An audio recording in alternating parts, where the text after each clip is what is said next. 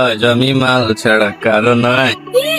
লাগেনি তো? এই খবরদার তুই আমাকে যাওয়ার চেষ্টা করবি না। সর আমার চোখের সামনে থেকে। ঠিক আছে, তুমি হাত মুখ ধুয়ে খেয়ে নাও, আমি সরে যাচ্ছি। এত রাত পর্যন্ত তুই কেন জেগে আসলি? জবাব দে। তুমি তো জানো, তুমি যতক্ষণ না বাড়ি আসো ততক্ষণ আমি ঘুমাইনি। এর মধ্যে কি আদিক খেতে দেখো, তোমাকে ইমপ্রেস করার জন্য কত সুন্দর অভিনয় করছে। আমার কাছে এসব অভিনয় টভিনয় চলবে না।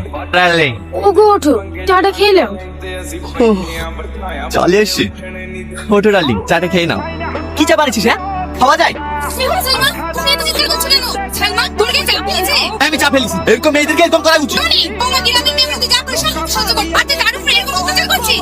ওর উপরে এমন অত্যাচার করবি, এই বাড়ি থেকে পালিয়ে যেতে বাধ্য। বাসায় ডিভোর্স দিয়ে দিবি? এত অত্যাচার করার কি আছে? কোন ডিভোর্স দেবে কিনা তুমি সেটা ব্যক্তিগত ব্যাপার। আপনি এখানে নাক গলানো জেনে বেরোতে নেই কথা কি? এই ম্যাডাম, মুখ সামনে কথা বলবি। এটা আমার বাপের বাড়ি, তোর বাপের বাড়ি না যে আমি বেরিয়ে যাব। তোমার এই বাড়িতে অধিকার আছে বলে আমি যাবো, তা মেনে নিতে হবে আমাদের। না না, তুই আমার কথা মানবি কেন? বাপের কথাই মানিস নি, যার জন্য তোর বাপটা হাত করে মারা গেছে। কোথায় যেতে যাবে